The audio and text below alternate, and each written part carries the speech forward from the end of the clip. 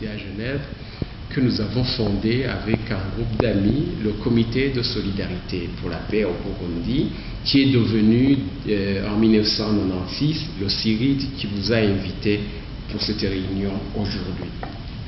Et le CIRID a très tôt pensé qu'il avait un rôle à jouer dans le règlement du conflit burundais.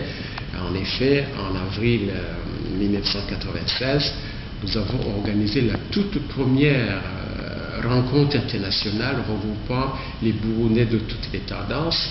Et en 1996, ce n'était pas facile de réunir les Burundais de toutes les ethnies, de toutes les tendances armées qui s'affrontaient sur le terrain. Mais nous, à l'époque, nous y sommes parvenus.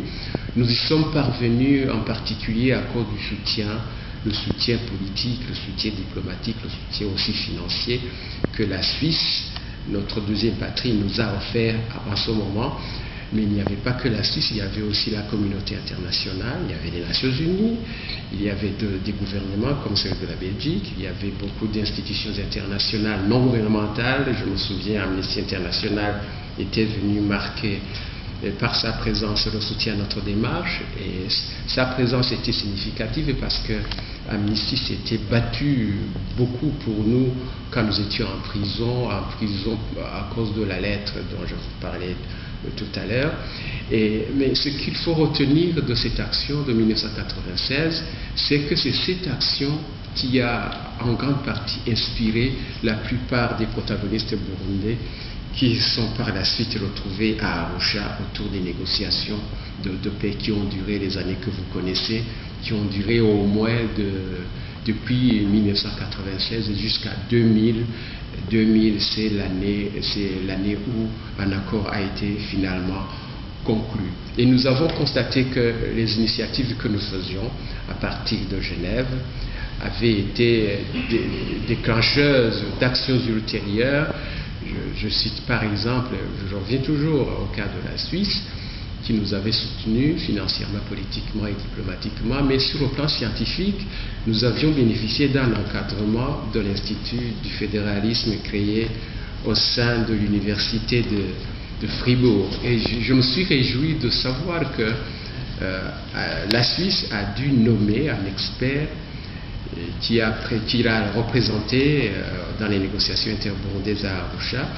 Et cet expert est issu de l'Institut du fédéralisme, justement, que nous avions mobilisé. Et c'est cet expert qui a co-présidé la plus importante commission au sein des négociations, la commission qu'on appelait la commission sur la bonne gouvernance, la commission politique, en d'autres mots.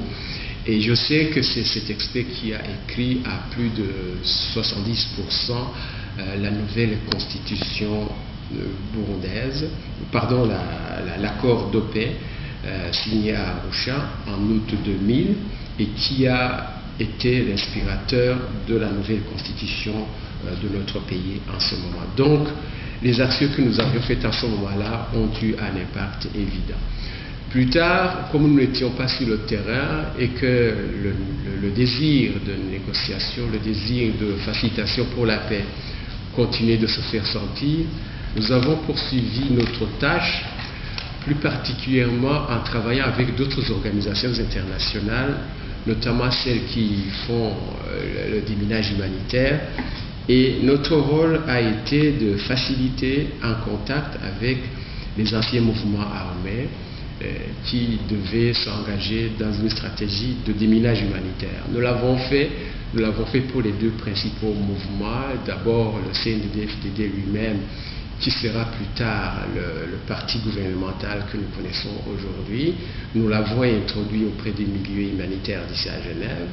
Et je sais que le 15 novembre 2003, une délégation forte de 8 personnes, comprenant des hommes phares et des femmes phares qui dirigent actuellement le pays, est venue signer ce qu'on appelle la déclaration, l'appel de Genève, un appel pour l'abolition des mines antipersonnelles. Le CIRID s'est réjoui de pouvoir jouer ce rôle de facilitateur, ce d'autant puisque nous sommes devenus plus tard la principale organisation de déminage humanitaire au Burundi. Et nous avons aussi pu remarquer que cette action a pu inspirer la diplomatie de la paix, parce que je me souviens en septembre 2006,